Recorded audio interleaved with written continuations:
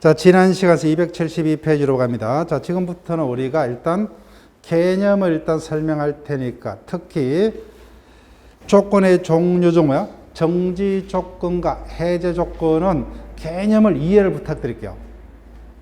그래서 여기에 이해 안 되면 뭐야? 어떤 실제 사례를 주고 이게 정지 조건이냐 해제 조건이냐 물으면 대답을 못 합니다. 그래서 그 개념을 요것만 통과하면 나머지는 151조 외우고 나머지 조문 외우면 돼요. 근데 이게 이해가 안 되면 아예 진행이 안 됩니다. 자, 그럼 조건 개념 갑니다. 일단 조건이란 합격하면 차를 사주면 그죠. 따라서 성립한 법률행위 혈액의 발생 또는 소멸을 장래 사실 중 불확실한 사실의 성부에 의존케 하는 부관을 조건이라 합니다. 조건. 따라서 이미 뭐야? 사주겠다. 법률에 성립했죠. 성립에는 못 붙여요. 성립한 법률행위 효력을 언제부터 발생하는 걸로 할 것이냐. 이미 뭐야? 발생한 법률 효력을 언제부터 소멸하는 것으로 할 것이냐. 이에 대해서만 조건을 붙이고, 그 다음 뭐야? 당사자가 임의로 붙여야 됩니다. 따라서 법에서 요구하는 법인 설립 시에 뭐야? 주무관체 허가라든지 유언자의 사망 이런 것들은 조건이 될 수가 없습니다. 그 다음 3번. 조건이 되는 사실은 장래 사실 중 불확실한 사실이어야 합니다. 따라서 장래 사실일지라도 뭐예요? 반드시 도래하는 것은 이거는 기한이지 조건이 될 수가 없고, 그 다음에 뭐예요? 알든 모르든 과거 사실은 조건이 될 수 없다고 하죠. 장래 사실이어야 하므로. 자, 밑에 판례는 다음 회차부터 설명을 드릴게요.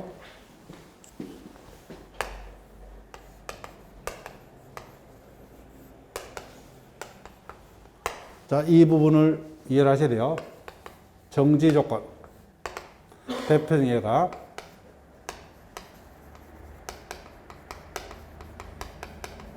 합격하면은 자동차를 사주겠다. 자, 볼게요. 아버지가 뭐요? 자식에게 공짜로 차를 사주기로 약속했죠. 약속했습니다. 근데 언제요?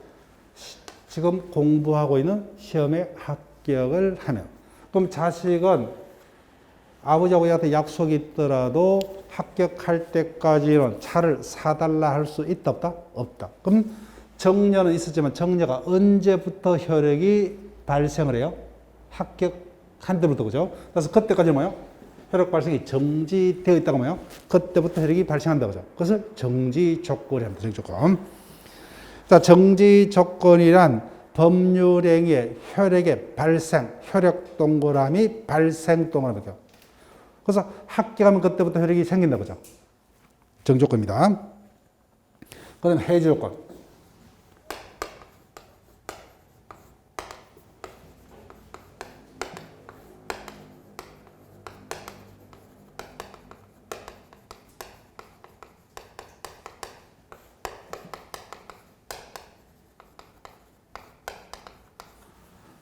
합격할 때까지 생활비를 주겠다.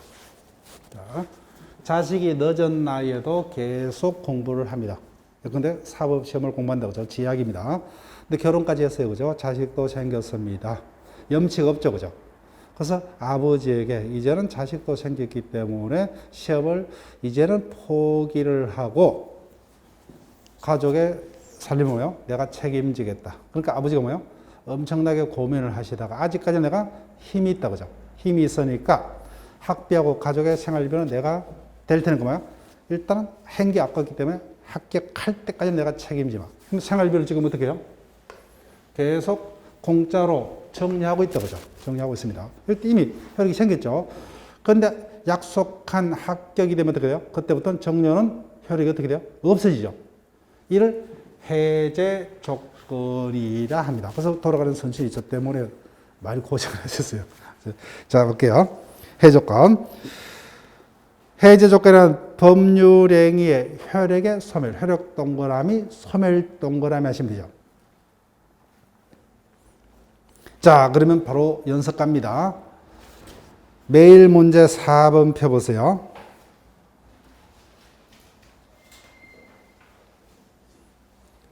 다음 중 가불사의 법률행위가 해제 조건부 법률행위에 해당하는 것은 1번 갑이 복권에 당첨되면 을에게 자동차를 주겠다. 그럼 이건 해제입니까? 정지요? 정지죠. 그래서 공짜로 주겠다. 그죠? 정리가 있었는데 당첨되면 그때부터 이렇게 생긴 정지입니다. 그 다음 2번 갑은 을이 근본 세무사 시험에 합격하면 을에게 자동차를 준다. 이거 정지입니까? 해제요? 똑같이 정지죠. 그죠? 예, 정지입니다. 그 다음 갑이 금년 크리스마스에 눈이 내리면 을에게 자동차를 준다. 정지입니까? 해제요? 이것도 주겠다는 거죠. 똑같이 정지입니다. 그 다음 4번 갑은 을이 함께 여행을 가면은 을에게 자동차를 준다. 똑같죠. 그죠? 근데 5번요. 갑은 을에게 지금 자동차를 주되 을이 근본 뭐요? 시험에 불합격하면 돌려달라. 그죠? 요거는 뭐죠? 없던 걸 하겠다. 그죠? 해제에 해당합니다. 해제. 자, 그러면 교과서의 밑에 박스를 여야 됩니다. 밑에 이 박스가 지문이 될 수 있어요. 자, 볼게요. 동산의 소유권 유보분매 우리 시간 2번 정도 지문을 했어요. 이건 정지입니다. 설명드릴게요.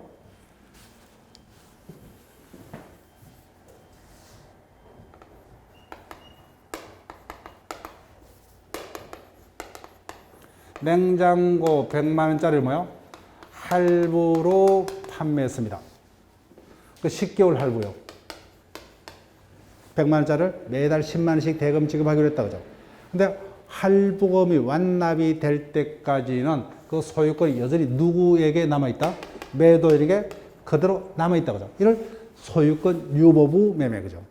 그러면 언제부터 매수인에게 소유권이 생깁니까? 완납이 되죠. 그러니까 뭐요? 해제입니까? 정지요? 정지다. 그죠? 그때부터 자기에게 소유권이 생기기 때문에. 그 다음, 두 번째. 농지를 대지 조성을 조건으로 매매했습니다. 그러면 매매는 언제부터 효력이 발생한 거예요? 대지화 됐을 때. 그죠? 예. 그래서 정지입니다. 그다음 해지 조건 볼게요. 우리가 약혼할 때 선물을 주고받죠? 그러면 파혼하면 어떻게 돼요? 돌려줘야 되겠죠. 없던 곳으로. 그죠? 해제. 그 다음, 건축허가 신청이 불허되었을 때는 이를 무효로 하기란 토지매매.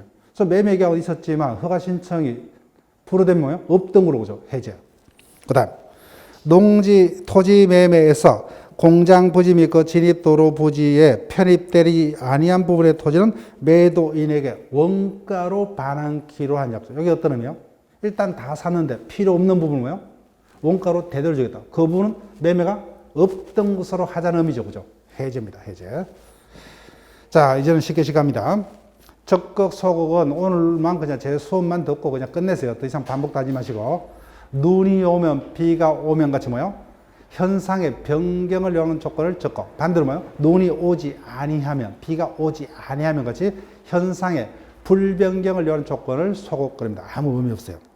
근데 수의, 비수의. 먼저 수의라면 뭐요? 따를 숫자 떠듣자. 조건의 성과 일방의 의사에만 달린 것을 수의란데 다시 순수와 단순이 있어요. 그 정도는 지문에서 물을 수 있어요. 애와 효과 정도는 보시면 돼요. 한두 번 지문에 됐어요. 먼저 순수 보세요. 내가 기분이 좋으면 선물이 사주겠다. 그죠? 여기 순수입니다. 즉 예컨대 남자친구가 여자친구에게 기분이 좋으면은 곰돌이 한 마리를 사주겠다. 여자친구가 듣고 기분이 좋았죠. 근데 이제 이 공부를 배우면 기분 좋을 필요 없어요. 그죠? 그와 같은 약속을 해놓고 사주서 안 사주세요? 안 사줍니다. 그러니까 물었죠. 오빠 사준다 해놓고 왜 사주지 않느냐 그럴 거면 내가 어떻게 이야기를 하되 기분 좋으면 사준다 하지 아니느냐. 그럼 남자가 어떡합니까? 기분이 더럽답니다. 언제까지요? 평생. 그죠? 따라서 전혀 법적 구속 의사가 없기 때문에 무효입니다. 애와 효과. 그 다음에 단순 보세요. 내가 독일로 여행하면 뭐야? 맞는 피를 하나 공짜로 사주겠다. 그죠?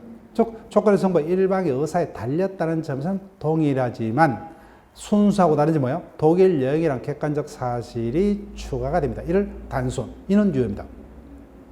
그 두 개 애와 효과 정도는 기억할게요. 나머지는 뭐예요? 통틀어서 비수의라 합니다. 자, 비수의는 거 읽어볼 필요도 없어요. 시험은 3번입니다. 가장 조건이요. 여기서 답이 거의 뜹니다. 즉, 말 그대로 뭐예요? 가장 조건이라면 뭐예요? 한문 그대로죠. 조건같이 보이지만 조건이 될 수 없는 것을 통틀어서 가장 조건이랍니다. 151조를 외우셔야 돼요. 어떻게 하든지. 그러면 한 문제나 이렇게 보세요. 답이. 다음은 지문은 다른 게 섞입니다. 자, 그러면 먼저 조문을 보기 전에 넘겨볼게요. 법정 조건. 그럼 개념 문제다, 그죠? 조건이 되려면 당사자가 임의로 부과하여야 되죠. 그래서 법인 설립 시에 주무관 측에 설립허가 등 법에서 요구하는 것은 뭐예요? 조건이 될 수 없다, 그죠? 조건이 될 수 없다. 자, 그럼 앞으로 돌아갈게요. 불법 조건. 151조 1항입니다. 그래서 누구를 죽이라고 뭐예요? 대가를 지기 약정. 이거는 몇 조 위반이에요? 103조 위반이죠. 절대로 혈액이 발생할 수 없죠. 그래서 조건이 103조에 반하는 조건을 불법 조건. 자, 기억하셔야 돼요. 볼게요. 1항. 조건이 선량한 풍속 기타 사회 질서에 위반한 것인 때에는 무조건 볼게요. 그 법률행위는 무효하다. 이게 지문이에요. 자, 그럼 어떻게 되세요? 그 조건을 무효로 한답니까? 아예 그 법령의 자체를 무효한다고요? 예, 그러니까 뭐예요? 이게 문제입니다. 어떻게 해요? 조건만이 무효이고 그 법률행위는 조건이 없는 행위가 된다. 이렇게 속입니다. 아예 뭐예요? 조건만이 무효가 아니라 아예 그 조건이 붙은 법령의 전체를 무효로 합니다. 따라서 우리가 내용하고 왔다 갔다 해볼게요. 자, 불법 조건 보세요. 누구를 죽이기로 하고요. 대가를 지키기로 약정. 또는 뭐요? 당연히 범죄는 해서는 안 되죠. 그죠? 그래서 범죄를 하지 않기로 하고 대가를 받기로 약정. 다 103조에 반해서 무효입니다. 그래서 둘째 줄 효과. 제가 설명한 대로죠. 이와 같은 불법 조건이 붙은 법률행위는 조건만이 무효가 아니라 아예 뭐요? 법률의 전부가 무효된다. 그럼 제가 설명 요 부분을 속인다, 그죠? 조건만이 무효가 되고 당의 법률행위는 조건이 없는 법률행위가 된다. 이렇게 속입니다. 자, 밑에 판례들은 다음 회차에 설명드릴게요. 자, 그럼 다시 앞으로 돌아옵니다. 기성과 불능 조건이요. 자, 앞에서 개념에서 배웠어요. 조건은 장래 불확실한 사실에 성립한 법률의 성부를 의존케 해야 되죠. 조건이 되는 사실은 장래 사실이어야 돼요. 따라서 알든 모르든 뭐예요? 과거의 사실은 조건이 될 수 없어요. 그래서 과거 사실을 조건한 것을 기성 조건이라 합니다. 자, 그러면 이 부분을 우리가 이해를 해야 된다는 거예요. 이 부분을. 이 부분 모르면 이제 이 부분을 이해를 못 해요. 자, 그러면은 볼게요. 형이 우리 시험에서 이미 출제된 것을 예를 들어 볼게요. 형이 동생에게 합격하면은 차를 사주겠다 했어요. 정지입니까? 해제요? 정지죠. 근데 이미 뭐요? 그 약속 당시에 동생이 이미 합격한 상태입니다. 그럼 합격하면 차를 사주마. 그 조건이 의미가 있어요, 없어요? 그럼 형이 여사는 안 사주겠다는 겁니까? 그냥 사주겠다는 의미가 돼야 돼요? 그냥 사주겠다는 의미가 되죠. 그럼 그 조건 자체가 의미가 없는 거예요. 그럼 조건은 뭐예요? 없는 것으로 취급합니다. 그 다음. 합격할 때까지 생활비를 주겠답니다. 정지입니까? 해제요? 해제죠. 근데 이미 뭐예요? 동생이 합격한 상태입니다. 그러면 생활비 지급이란 법률 효과가 발생을 할 수 있어요? 없어요? 없죠. 그 양성이 뭐예요? 유효가 될 수 없죠. 무조건 무효다, 그죠? 자, 그러면 그 조문 갈게요. 조건이 법률의 당시 이미 성취한 것, 기성조건이죠. 그때 그 조건이 정지 조건이면 이미 합격했죠. 그 조건은 의미가 없다, 그죠? 따라서 기성조건이 정지 조건이면 뭐예요? 당의 법률행위는 조건이 없는 법률행위로 유효합니다. 그 다음에 두 번째 문장. 그 조건이 뭐예요? 해제 조건이면은 효과가 발생할 수도 없다, 그죠? 따라서 그 조건이 해제 조건이면 당의 행위는 무효가 됩니다. 그래서 이렇게 두 문자를 외우시든지, 그죠? 자, 그 다음. 불능 조건입니다. 합격하면 차를 사주면, 그죠? 그래서 합격할 수도 있고, 불합격할 수도 있고, 불확실한 사실이 조건이죠. 근데 전부 다 뭐예요? 해가 서쪽에서 뜨면 차를 사주면 100% 불가능한 거죠. 이건 조건이 될 수 없다, 그죠? 즉, 조건이 되는 사실은 도래 여부가 불확실해야 됩니다. 따라 실현이 가능해야 되기 때문에 처음부터 100% 불가능한 것은 뭐예요? 조건이 될 수 없어요. 자, 여기 볼게요. 자, 동생이 지금 준비하는 시험이 뭐예요? 30살까지만 준비할 수 있어요. 근데 형이 뭐예요? 이미 40살이 된 동생에게 합격하면 차를 사주마. 가능합니까? 불가능해요? 불가능하죠. 그러면 그 약속은 효과가 생길 수가 없다 그죠?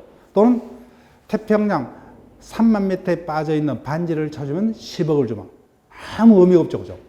따라서 불능 조건이 정지 조건이면 어떻게 될 것이냐?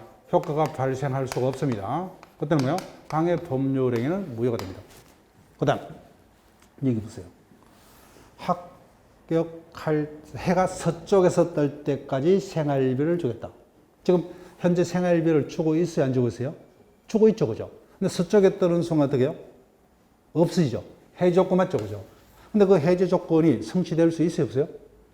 그러면 그 조건은 의미가 없다고 하죠. 평생을 계속 줘야 되죠. 조건 없이. 그죠? 따라서 불능 조건이 해제 조건이 뭐예요? 당해 법률에는 조건 없는 범죄에서 유효. 그래서 웬만하면 조건에서 지문이 뭐예요? 5개 지문 중 이 부분은 반드시 포함이 되고 웬만하면 뭐예요? 그 2개 중에 하나가 답이 될 겁니다. 이 부분 계속 반복하셔가지고 기억을 하셔야 돼요. 따라서 사망. 조건이 법률행위 당시 이미 성취할 수 없다고 하죠. 불능 조건. 그때 그 조건이 해제 조건이 조건 없는 법률행위로 유효. 정조건 무효가 됩니다. 자, 그럼 끝났어요. 자, 옆 페이지로 옵니다. 275페이지. 암기 문제입니다. 조건에 친하지 아니한 법률행위. 다른 말로 뭐요?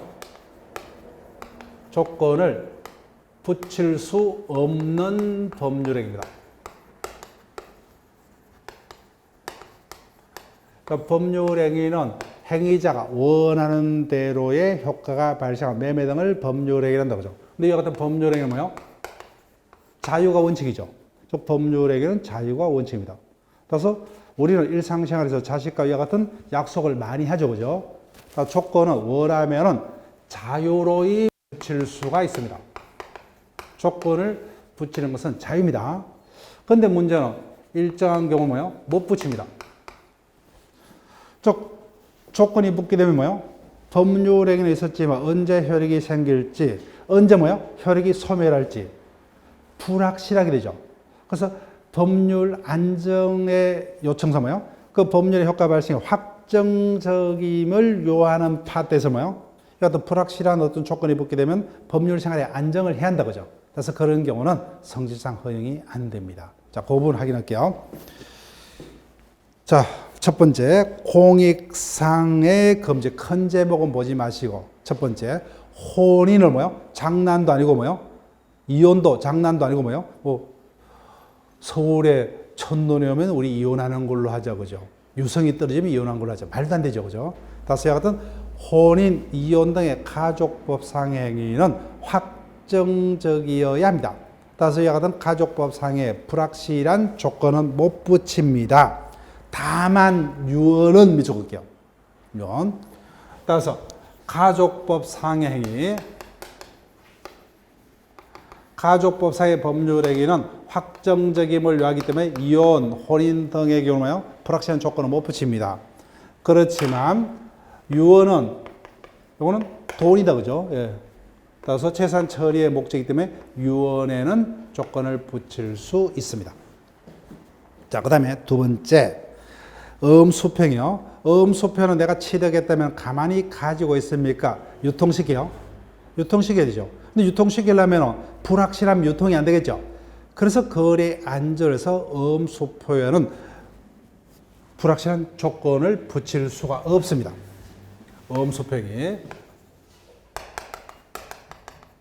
음수평이 뭐예요? 원칙, 조건 못 붙입니다.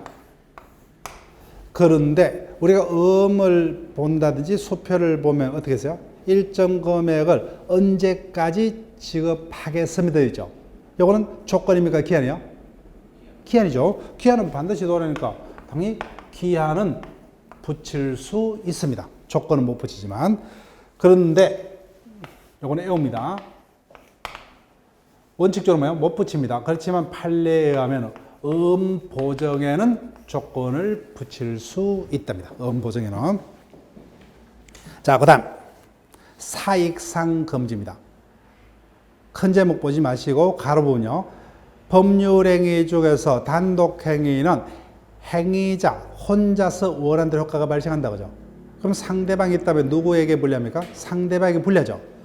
그래서 단독행위는 상대방에게 불리하기 때문에 원칙 조건을 붙이지 못합니다. 다만 단독행위로도 반대로 해석하면 뭐예요? 상대방에게 불리하지 아니한 경우. 자, 찾아서 체크할게요. 첫 번째 뭐예요? 상대방이 동의한다 그죠? 문제 없죠? 상대방의 동의가 있는 경우. 그 다음에 두 번째, 제일 많이 떴던 경우예요. 단독행위로 상대방에게 100% 유리한 거.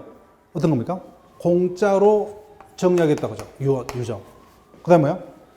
받을 거 안 받겠다 그죠? 채무면제. 이런 것들은 당연히 상대방이 유리하기 때문에 조건을 붙일 수 있다 그죠? 있다. 그 다음에 세 번째는 판례입니다. 자, 쭉 볼게요. 그래서 단독행위로도 상대방의 도의가 있는 경우라든지 채무 면제, 유정 등 상대방에게 이익만을 주는 경우 당연히 허용이 됩니다. 그 다음에 밑에 판례요. 자, 내가 월세를 놨습니다. 근데 세입자가 벌써 몇 달 밀렸죠. 그 최종 통과입니다. 이달 말까지 지금까지 밀린 월세 2달치와 다음 달 월세를 뭐요? 지급치 않으면 방패. 문제 있어요? 없어요? 없다 그죠? 이미 채무 불행에 빠진 자에게 이행을 최고하면서 그 이행이 뭐며 해지하겠다는 이와 같은 것은 단독행위면 당연히 허용이 됩니다. 자, 그 다음 효과 체크할게요. 그래서 위와 같은 경우는 조건을 붙일 수 없죠, 그죠? 근데 조건을 붙일 수 없는데도 조건을 붙였다. 그러면 우리가 불법 조건하고 똑같아요. 누구누구를 죽여주면은 얼마를 주겠다. 그때 그 조건만이 무효였습니까? 법률행위 자체가 무효였어요? 후자였죠. 똑같습니다. 조건을 붙일 수 없는데 조건을 붙였다. 그죠? 그때는 뭐예요? 효과. 조건만이 무효가 아니라 뭐예요? 조건이 붙은 법률행위 자체가 무효됩니다. 그 부분을 촉구할게요. 자, 그러면 매일 문제 5번을 보세요. 매일 문제 5번. 5번. 다음 중 기한을 붙일 수 있지만 조건을 붙일 수 없는 행위는 바로 떴죠. 뭡니까? 엄수평이다. 그죠? 엄수평이. 나머지 매매는 뭐예요? 자유로 붙일 수 있어요. 그 다음에 상속의 성인 포기는 가족법상이기 때문에 안 됩니다. 안 돼요. 그 다음에요. 상계는 단독행위 때문에 안 됩니다. 유언에는 가능하다. 그죠? 네, 가능합니다. 그 정답은 4번이 됩니다. 자, 이제 지금부터 쉽게 갑니다. 네. 150조는 조문만 기억하시면 돼요. 우리 시험에 뜹니다. 조문은 기억하셔야 돼요. 조건의 성취, 불성취의 의제.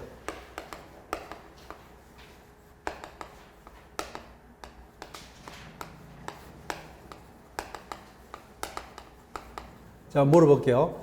의제라는 단어는 다른 말로 뭐예요? 간주다, 그죠? 간주입니다. 즉, 일정한 요건이 뭐예요? 조건이 성취되지 않아서 불구하고 뭐예요? 성취된 걸로 주장하면 성취된 걸로 간주돼요. 반대로 뭐예요? 일정한 요건이 되면 조건이 성취되었음에도 불구하고 뭐예요? 성취되지 아니한 걸로 주장하면 성취되지 아니한 것으로 간주가 됩니다. 자, 그럼 볼게요.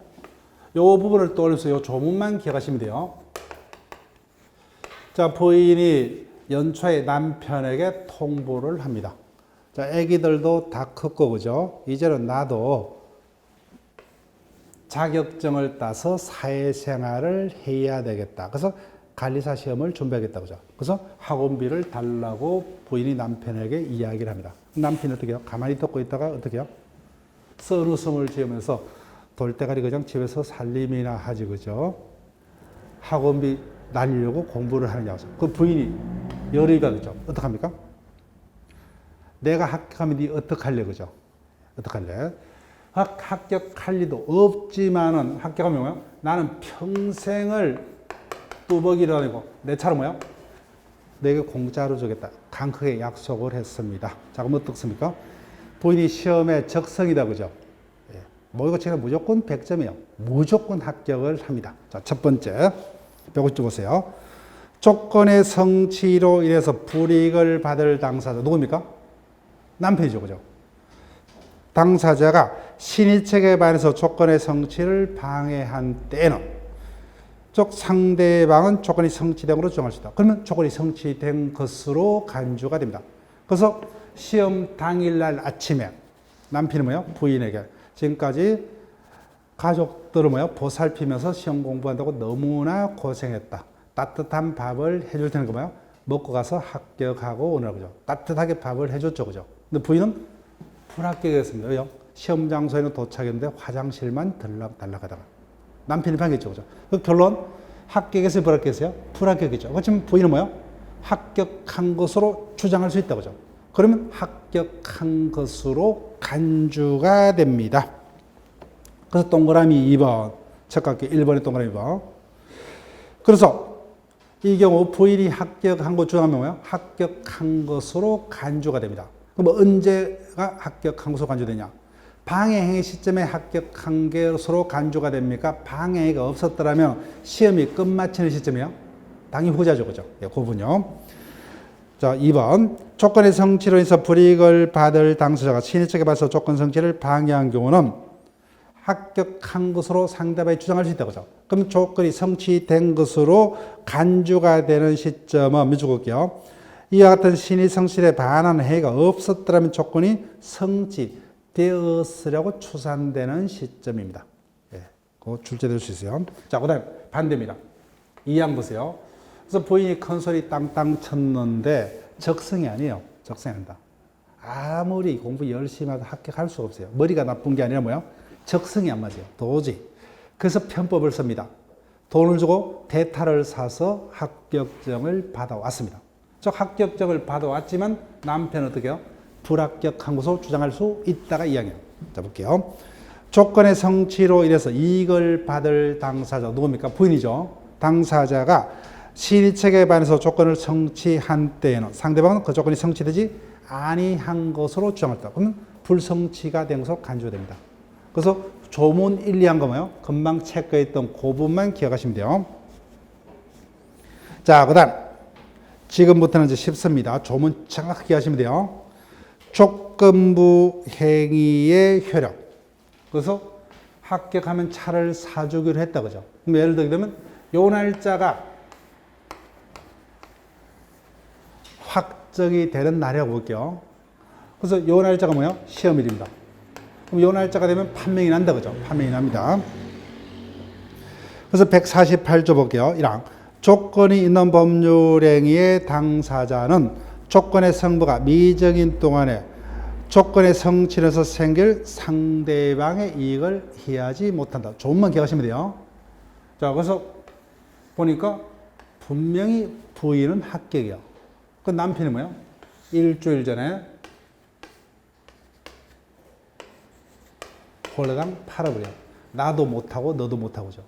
즉 부인은 아직까지 합격은 못했지만 합격하면 남편으로부터 차를 빼앗을 수 있다는 일종의 기대거리죠. 그 자체를 포함합니다. 따라서 148조. 조건이 있는 범죄의 당사자는 조건의 성부가 미정인 동안에 성취로 생길 상대방의 이익을 해하지 못한다. 이와 같은 교율조입니다. 그럼 뭐요? 그러면서 뭐요? 이자에게 손해가 생겼죠. 그럼 손해배상 해야 돼요. 다만 그 내용까지는 일단 안 보셔야 돼요. 일단. 다음 회차에 제가 시간이 되면 설명드릴게요. 아직까지 거기까지는 깊이 있게 출제 안 됩니다. 그 다음에 어디를 보시면 149조. 자주 지문해야 돼요. 그래서 아직까지 합격 여부는 판가름 안 됐지만 그 자체도 뭐요? 가치가 있다. 그죠? 재산적 가치가 있습니다. 그래서 149조. 조건의 성부가 미정인 권리 의무도 일반 규정에서 처분 상속 보존 담보로 할 수 있답니다. 없다로 쓸 거예요. 속이면 없다. 안 그러면 뭐예요? 그냥 조문 자체만 계속 반복입니다. 자, 그 다음 147조 기본입니다. 네, 기본. 자, 제목 밑줄 긋고 조건 성부 확정 후의 효력입니다. 자, 앞에서 우리가 제가 예를 들었던 것 떠올릴게요. 합격하면 차를 사주마. 이거는 해제입니까? 정지요? 정지죠. 그러면 정년은 언제부터 효력이 생깁니까? 그때부터죠. 자, 확인합니다. 1항. 정지 조건 있는 법률행위는 조건이 성취된 때로부터 혈액이 생긴다고 하죠. 그때부터 혈액이 발생합니다. 그럼 또 2항요. 합격할 때까지 생활비를 주겠다. 그러면 언제 혈액이 소멸합니까? 합격하면 소멸하죠. 그래서 2항. 해제 조건 있는 법률에는 조건이 성취된 때부터 그 혈액을 잃는다. 묶으세요. 1항. 1항을 묶어서 뭐예요? 원칙 적게 원칙. 따라서 한마디로 뭐예요? 조건이 붙은 법률행위는 조건이 뭐예요? 성취된 때로부터 혈액이 발생하고 소멸하는 게 원칙이다. 그죠? 비소급혈을 원칙으로 합니다. 그러나 사망, 예외 적었어요. 예외. 당사자가 조건 성취의 혈액을 그 성취 전에 소급하게 할 의사를 표시한다는 뭐예요? 그때는 소급할 수 있습니다. 제3자를 해하지 않느나. 원칙과의 관계를 기억하셔야 돼요. 왜 강조하느냐? 옆에다가 적을게요. 어차피 그 비교를 하셔야 되니까. 반대 표시를 하시고, 기하는 뭐예요? 절대로 소급하게 할 수 없습니다. 강조합니다. 그래서 조건과 기한의 이 차이점을 기억을 하셔야 돼요. 조건이 붙은 법률에는 원칙적으로 뭐예요?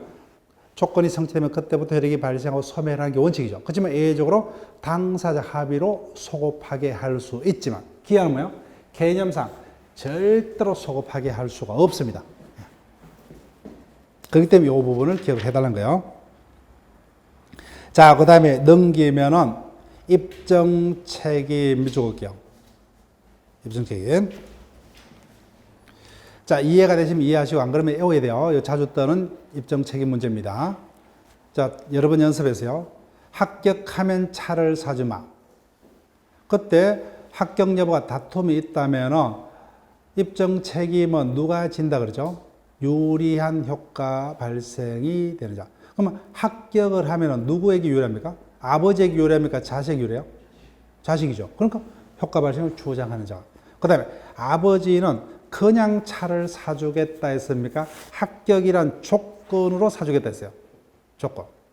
그럼 그냥 사주겠다가 아니라 합격이란 조건으로 사주겠다는 사실은 자식에게 유리합니까? 아버지에게 유리해요? 아버지죠. 그죠? 그럼 그건 아버지가 입증합니다. 자, 볼게요. 조건에 있어서 뭐요? 조건이 성취되었다는 사실은 효과 발생을 주장하는 자가. 그럼 한쪽만 해볼게요. 거기다 일단 밑줄 그시고. 반대로 뭐요? 무조건으로 차를 사주겠다가 아니라 뭐요? 합격이라는 조건으로 사주겠다는 것은 사줘야 되는 아버지에게 유리하다. 그죠? 따라서 당의 법률행위가 무조건부 법률행위가 아니라 조건부 법률의 사실은 그 법률행위가 있었지만 조건이 성취될 때까지 효과가 발생하지 않죠. 따라서 효과 발생의 저지 사유로서 그 효과 발생을 다투는 아버지가 이렇게 됩니다. 자, 그러면 좀 어렵더라도 한번 우리가 연습을 해볼게요. 문제. 법률행위 부관우소 조건에 관한 설명 중 틀린 것은 1번. 불법 조건입니다. 조건부 법률행위에서 조건이 공서양속에 반하는 경우. 자, 앞에서 조건만이 무효라 했습니까? 법률행위 전체가 무효라 했어요? 후자죠. 이렇게 응용이 됩니다. 그러니까 조건만을 따로 분리해서 무효로 할 수 있다 없다? 없어요. 조건만을 무효로 못한다고 하죠. 전체가 무효가 된다. 그런 의미입니다. 네. 그 다음 2번 금방 봤던 거요.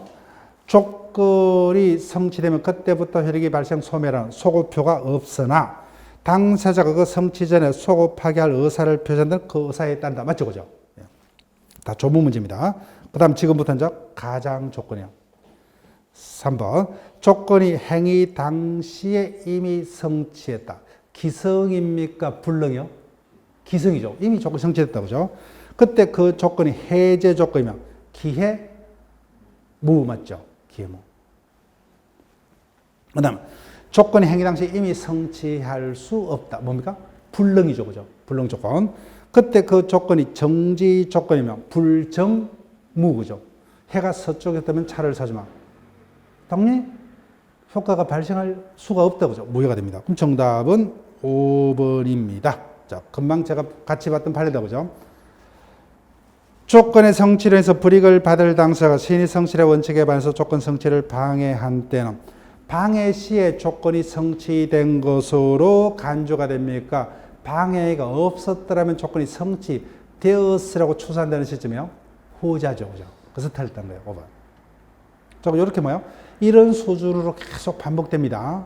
네, 이런 수준으로. 자, 기한 갈게요.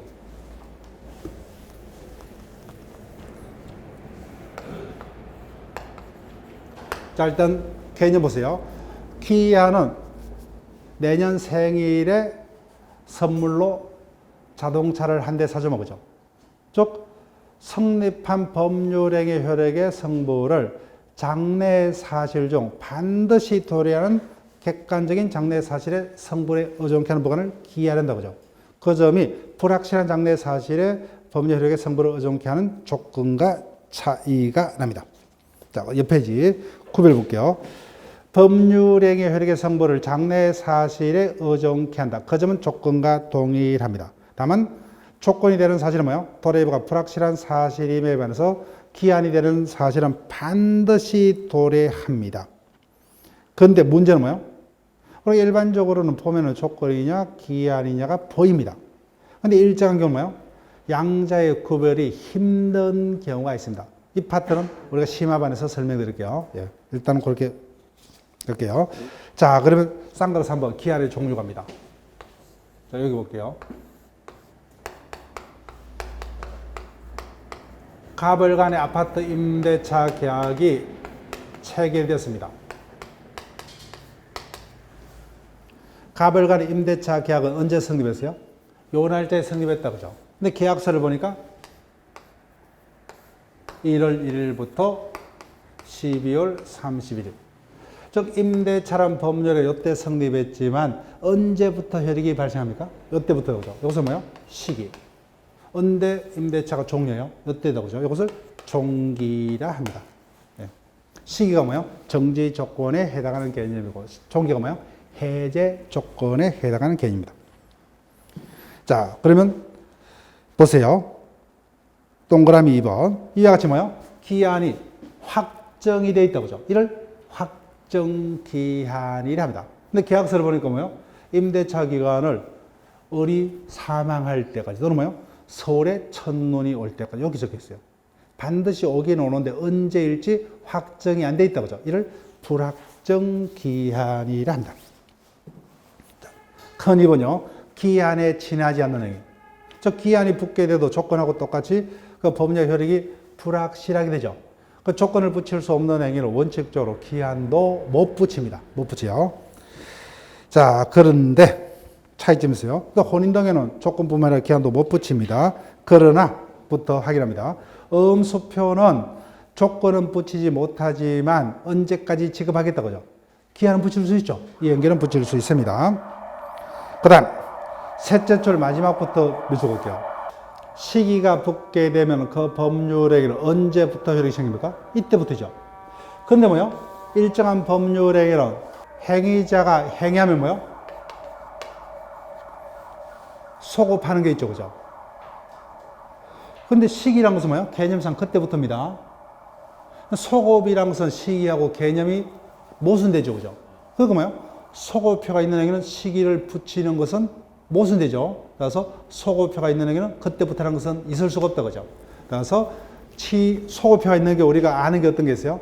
취소도 있고 뭐요? 해제도 있고 그죠? 모르지만 상계도 있습니다. 이와 같이 소급표가 있는 상계, 취소, 해제는 뭐예요? 그때부터 해봐야 의미가 없죠. 그죠? 소급해보니까. 따라서 이런 행위에는 시기 못 붙입니다. 자, 넘길게요. 기한부 행위의 효력. 152조. 미주볼게요. 그래서 임대차는 언제부터 효력이 발생합니까? 이때부터다. 그죠? 언제 효력이 소멸해요? 이때부터죠. 따라서 시기 있는 법률에는 기한이 도래한 때부터 효력이 생기고, 종기 있는 법률에는 기한이 도래한 때 효력을 소멸한다. 그죠? 근데 조건은 사망이 있었는데 여기 보니까 사망이 있어요? 없죠? 없죠? 그죠? 옆에다 쳤어요. 절대로 비소급해다. 그죠? 절대로 소급해 할 수 없어요. 개념상.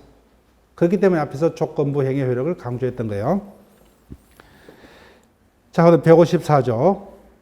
즉 나의 입장에서는 합격하면 차를 받는다는 게 확 더 유리합니까? 내년 생일에 차를 받는 게 더 유리해요? 당연히 후자죠. 즉 합격할지는 불확실합니다. 그래서 받을 수도 있고 뭐요? 못 받을 수 있습니다. 그렇지만 내년 생일이라고 해서 반드시 도래합니다. 그래서 나의 입장에서는 뭐요? 조건부 권리보다는 기한부 권리가 영 유리하죠. 그렇기 때문에 조건부 권리도 보호를 했기 때문에 더 확실한 권리인 기한부 권리는 더욱더 보호를 해야 됩니다. 그래서 우리 법은 조건부 권리의 보호 규정인 148조와 149조를 기한부 권리도 뭐요? 그대로 준용합니다. 그래서 1번이요.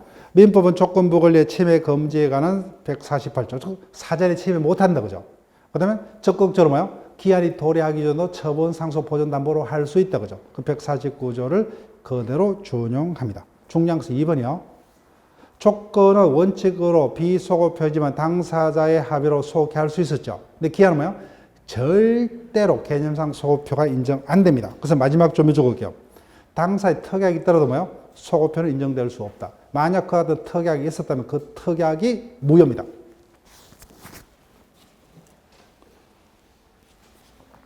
자, 기한의 이익으로 갑니다.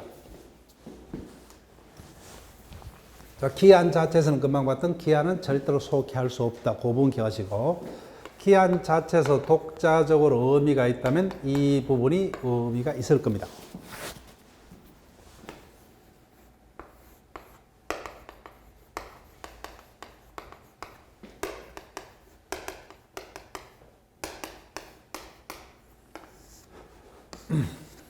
우리 빌린 돈은 뭐요? 연말까지 사용하고 되돌려 갚기로 약속을 했어요. 근데 지금 현재 요 날짜입니다. 아직까지 약속한 날짜가 도래했다 안 했다? 안 했죠, 그죠? 저 기한이 도래치 아니했다는 사정으로 당사자에게 인정되는 이익을 뭐요? 기한의 이익이라 합니다. 기한이. 자, 볼게요.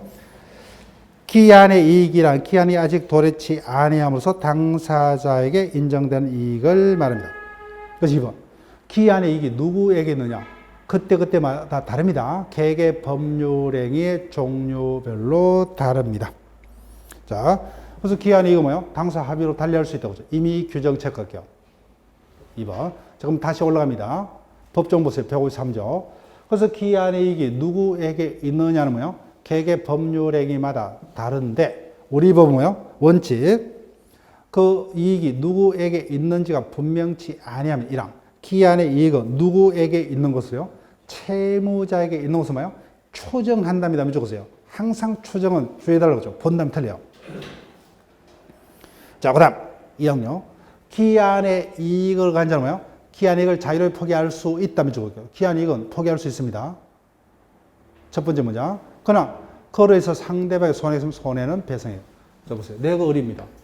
나는 언제까지 갚으면 돼요? 요 날짜까지만 되돌려 갚으면 약속을 다 지키는 거다, 그죠? 근데 굳이 요 날짜에만 갚아야 됩니까? 아니면 미리 갚을 수 있어요? 미리 갚을 수 있다, 그죠? 이게 기한의 이익의 폭입니다. 다만 거래에서 상대방에게 손해가 있으면 손해는 배상을 해야 됩니다. 자, 그러면 갑니다. 그래서 밑에 총설의 3번요. 그래서 기준이 요거예요. 당사자 간의 행위가 뭐예요? 유상행위라면 그때 뭐예요? 두 명 모두 가집니다. 두 명 모두. 자, 여기 보세요. 1,000만 원 빌려줬죠? 그때 이자를 받기로 했어요. 그럼 이거는 무상입니까? 유상이요? 유상이죠. 그럼 채권자도 뭐예요? 연말까지 매달 이자를 받을 수 있는 이득이 있고, 그죠? 이자도 뭐예요? 그때까지 돈을 쓸 수 있는 이익이고. 따라서 쌍방 모두입니다. 근데 무이자로 빌려줬어요. 그때는 거림상 누구만에게 이익이 있어요? 채무자에게 뭐죠? 따라서 무상입니다. 무상은 일방이야. 쌍방반대가 일방이다, 그죠? 일방만. 따라서 법률행위에 따라서 뭐예요? 채권자만이 가지는 경우도 있고 뭐예요? 채무자만이 가지는 경우가 있습니다. 따라서 유상이라면 모두입니다. 자, 그래서 밑에 이제 구분해 놨어요. 박스 보세요. 돈을 빌리고 빌릴 때 이자를 받기로. 그러면 쌍방 모두죠. 채권자, 채무자 모두. 근데 무이자로 빌려줬다면요? 그때는 채무자만이에요. 그 다음에 예금인데 이자가 있죠. 그죠? 채권자, 채무자 모두. 그 다음에 임친데 앞에 뭐가 붙었어요? 유상이 붙었죠. 그럼 보관료를 받는다 그죠? 그러면 맡긴 임치인, 맡아서 보관한 수취인 모두. 그런데 옆에지. 무상으로 물건을 보관을 맡겼습니다. 그럼 일방적으로 누구만이요? 맡긴 자만이죠. 그죠? 그래서 임치인만이. 그런데 사용대차는 유상입니까? 무상이요? 무상이죠. 일정 기간도 공짜로 빌려서 사용한다 그죠? 그럼 누굽니까? 당연히 빌려서 사용한 자.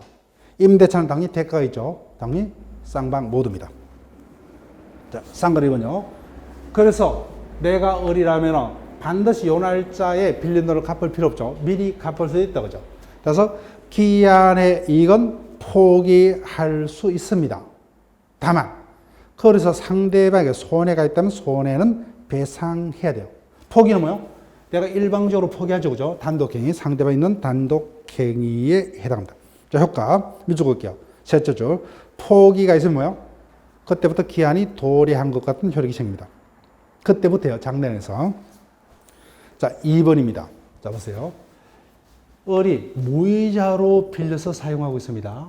자, 그럼 갑의 입장에서는 약속한 요 날짜에 되돌려 갚던, 요 날짜에 되돌려 갚던 갑의 입장에서는 뭐예요? 원금만 돌려받죠. 그죠? 그때는 이자는 뭐예요? 자유로이 포기할 수 있답니다. 근데 2번, 3번. 이자로 빌려줬어요. 자, 그럼 보세요. 갑은 원래대로 뭐예요? 요 날짜까지 이자와 원금을 받을 수 있죠. 근데 을이 요 날짜에 미리 되돌려 갚습니다. 그래서 을이 원금과 뭐예요? 요 날치까지의 이자까지만 갚겠다면 누구에게 손해요? 갑에게 손해죠. 그죠? 갑은 원래 언제까지 이자를 받을 수 있어요? 연말까지. 그러니까 포기할 수 있대 뭐예요?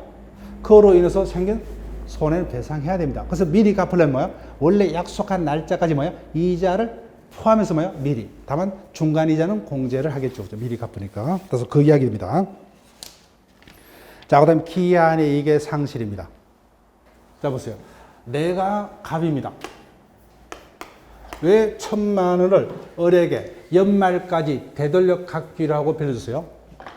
이자가 약속을 지키지 아니할 거다고 내가 생각했다면 빌려줬어요? 안 빌려줬어요? 안 빌려줬죠. 그죠? 상대방을 믿기 때문에 빌려줬다. 그죠? 그런데 이자가 뭐예요? 믿을 수 없는 행위를 해버려요. 그러면 이 약속은 뭐예요? 없던 것이 되어버려요. 이를 기한의 이익의 상실이라고 합니다. 자, 볼게요. 자, 기한의 이익의 상실 볼게요. 채무자에게 기한의 이익을 부양해서 뭐예요? 채권자가 채무자를 믿기 때문에 기한의 이익을 줬다 그죠? 그런데 이와 같은 믿음을 깨뜨리게 하는 사유가 발생하면 뭐예요? 연말까지 사용하고 갚아라. 그 약속이 없던 게 되버려요. 이를 기한의 이익의 상실합니다. 자, 리얼요. 2번. 기한의 이익 상실 사유는 채무자가 뭐예요?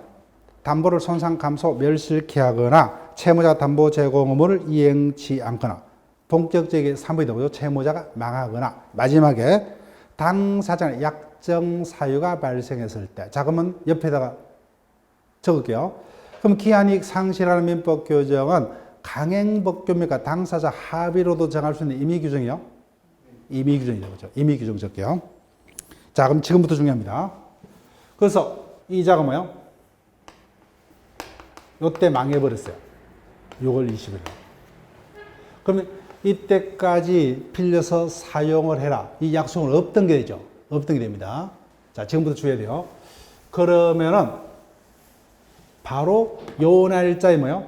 바로 기한이 도래해서 그때부터 이자가 뭐예요? 지체 책임을 져야 되느냐? 아니면 뭐예요? 갑의 태도에 달렸느냐는 겁니다. 자, 제가 설명해 볼게요. 둘도 없는 친구입니다. 망했어요. 그러면 나의 생각은 뭐예요? 1,000만 원이 중요하냐, 친구가 중요하냐? 나는 기한이익이 상실됐기 때문에 이때 바로 달라할 수 있죠. 그렇지만 내까지 바로 달라면 이자가 뭐예요? 한강으로 갈 것 같다, 그죠? 못 받는 한이 있다도 원래 약속 날짜까지 기다려주겠다. 문제 있다, 없다? 없다, 그죠? 그러면 어느 건지 판단이 됐죠? 그래서 기한이익 상실 사유가 발생했다 해서 바로 기한이 도래한다는다? 이자의 선택에 달렸다, 그죠? 그 점요. 자, 볼게요. 기한이익 상실 사유가 발생하면 뭐예요? 이제는 채무자는 뭐예요? 연말까지 돌려갚기로 했지 아니했느냐? 그 이익을 주장하지 못합니다. 따라서 뭐예요? 채권자가 뭐예요? 청구하면은 거절 못해요. 자, 그럼 넘길게요. 지금부터입니다.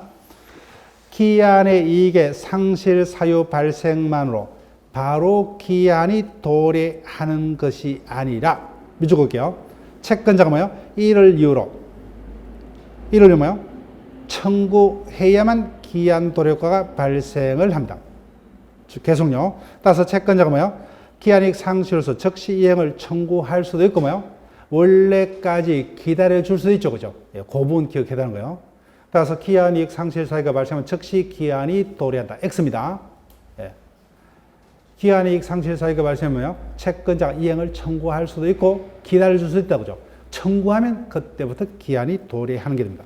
그래서 밑에 판례를 외워야 되는데 다음 회차부터 외울게요. 미리미리 다 외울 필요 없습니다. 자, 그럼 밑에 문제 한번 볼게요. 기한의 이익을 갖는 자를 모두 가려면, 자, 볼게요. 지금요, 문제 푸는 요령 요거요. 유상은 딱 보면 뒷부분 볼 필요 없어요. 유상은 다 가지니까, 그죠? 그럼 유상 볼게요.